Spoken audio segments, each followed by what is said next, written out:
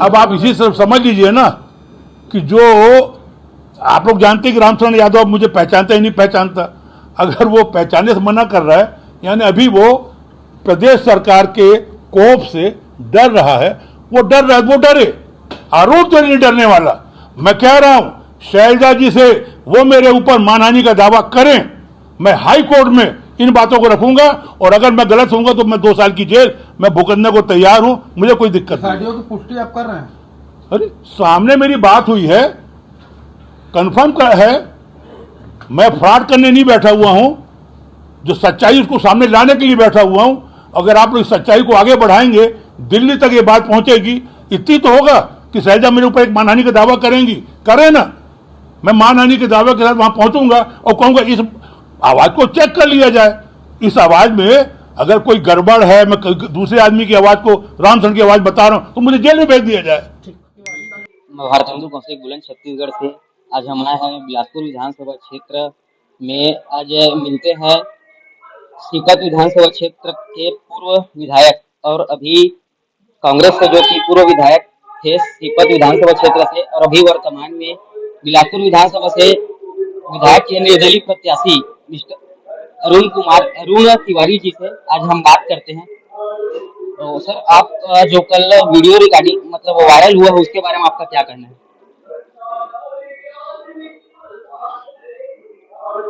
पापियों की राजनीति में उनके खिलाफ मेरा बुलंद अंदाज है। पापियों की राजनीति में मेरा उनके खिलाफ बुलंद अंदाज है। बुलंद छत्तीसगढ़ को देने बैठा मैं अपनी बुलंद आवाज है। ऐसा है जहां बहरे लोग सुनते ना हो वहां बुलंदी की जरूरत है। आप अखबार में बुलंद हैं, मैं व्यवहार में बुलंद हूं। आप पत्रकारिता में बुलंद हैं, मैं राजनीति में बुलंद हूं। ये बुलंद आवाज समाज के लिए है, ये बुलंद आवाज देश के लिए है, लोकतंत्र के लिए है। आज राजनीति में इतने ज्यादा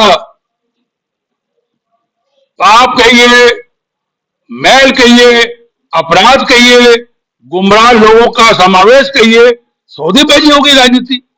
ऐसी सौदेबाजी जहां चारों तरफ मैं देख रहा हूं, भगत सिंह को किनारे किया जा रहा है, चंद्रशेखर आजाद को किनारे किया जा रहा है, सुभाष चंद्र बोस को किनारे किया जा रहा है। और जो लोग दलाली का काम करते हैं और जो लोग इधर से उधर चापलूसी का काम करते हैं, जो लोग दुमदार हैं, उन लोगों को आगे लाया जा रहा है और हम जैसे दमदारों को किनारे किया जा रहा है। वक्त की अजब ये रफ्तार देखिए, वक्त की अजब ये रफ्तार देखिए, सूली पे चढ़ गए वफादार देखिए। और किससे करे शिकवा और किससे करे शिकायत, किससे करे शिकवा और किससे करे शिकायत। बीच में है दुमदारों की दीवार देखिए। उस दीवार की छेदा करने के लिए, उस दीवार को ढाने के लिए मेरी एक कोशिश है।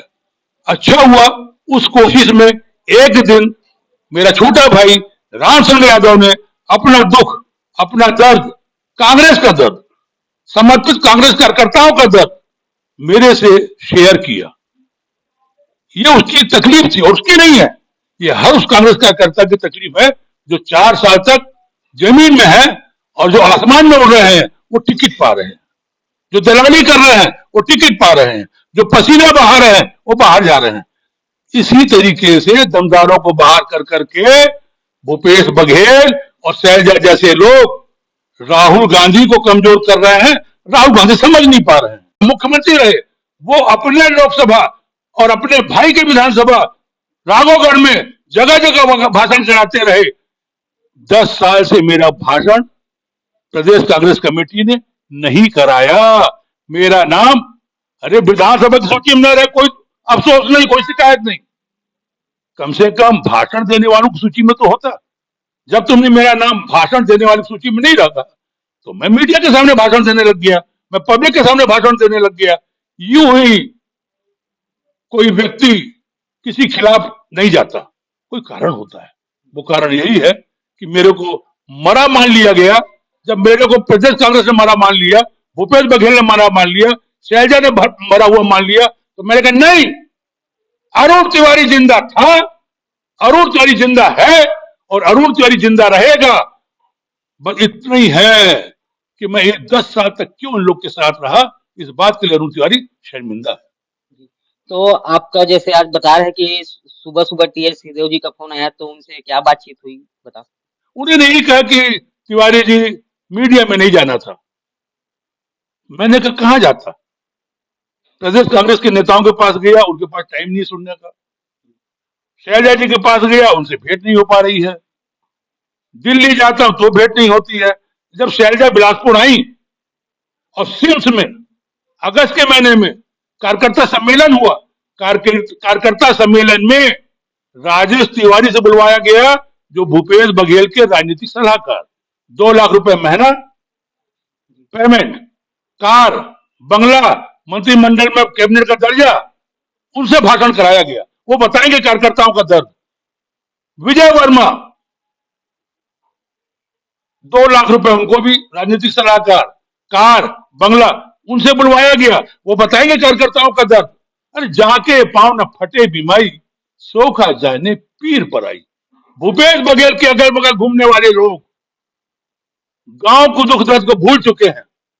अरुण तिवारी पदयात्रा करता था, पदयात्रा करता है, और आज इतने मोटापे के बावजूद मैं जनता के बीच में रहता हूं, खुली जीप में घूमता हूं, खुली बातें करता हूं, खुली जीप में घूमता हूं, खुली बातें करता हूं। ननकी दउआ खोल बहरा फिर तू बरातू से, मैं ही तो बातें करता हूं। ये क्या अभी रामशरण यादव ने आपसे बात हुई तो आपको पहचानने से इनकार कर दिया, और अभी उनको कांग्रेस पार्टी के द्वारा कारण बताओ नोटिस जारी हुआ है, उस संबंध में आपका क्या कहना है? रामशरण यादव मेरा भाई था, रामशरण यादव मेरा भाई है, रामशरण यादव मेरा भाई रहेगा। जब मैं मरूंगा तो मेरी लाश के आसपास उस शोक सभा में मैं जानता हूं रामशरण यादव जरूर खड़ा रहेगा। हमारे रिश्ते थे, हैं और रहेंगे। हाँ, ये जरूर है, मैं उसके दुख को सार्वजनिक कर दिया। घर में कोई मरता है तो उसके रोने की आवाज तो गली मोहल्ले में पहले लोग सुन लेते हैं। लोगों ने सुना, नहीं सुना तो अपन बताते हैं कि ऐसी डेथ हो गई, ऐसा है। तो न जाने कितने कार्यकर्ताओं के अरमान मर गए, न जाने कितने कार्यकर्ताओं के अरमान मर गए, और न जाने कितने दलाल चापलूसी में तर गए। मैं रामशरण यादव को बहुत पसंद करता था, करता हूं, करता रहूंगा। जहां तक आपने पूछना कहा कि वो पहचानने से इनकार कर रहे हैं, ठीक है, रामशरण यादव छोड़िए। मुसीबत आई कोई बात नहीं, एहसान कर गई। मुसीबत आई कोई बात नहीं, एक एहसान कर गई। कौन अपना है कौन पराया ये पहचान कर गई। रामशरण यादव तो मेरा था, है और रहेगा। मुझे तो राजनीति के कीचड़ में, मैं बहुत गंदे शब्द का उपयोग कर रहा हूं, राजनीति बड़ी कुत्ती चीज है, बड़ी कुत्ती चीज है। यहां पर नजर कैसे कैसे लोग पाए जाते हैं। रामशरण यादव तो फिर भी अलग खून है, अलग जात है, लेकिन फिर भी होगी मुलाकात है। मैं तो ये भी देख रहा हूं, मेरे अपने खून, और जिन लोगों ने मेरे को चुनाव लड़ने के लिए 5 साल से मोटिवेट किया, भैया लड़ना चाहिए, भैया लड़ना चाहिए, आप भूपेश बघेल के खिलाफ चिंगारी बन के आओ, हम आपका साथ देंगे।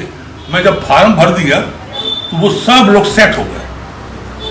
कोई मकान बनाने लग गया, किसी की तबीयत खराब हो गई, कोई दुकानदारी में लग गया।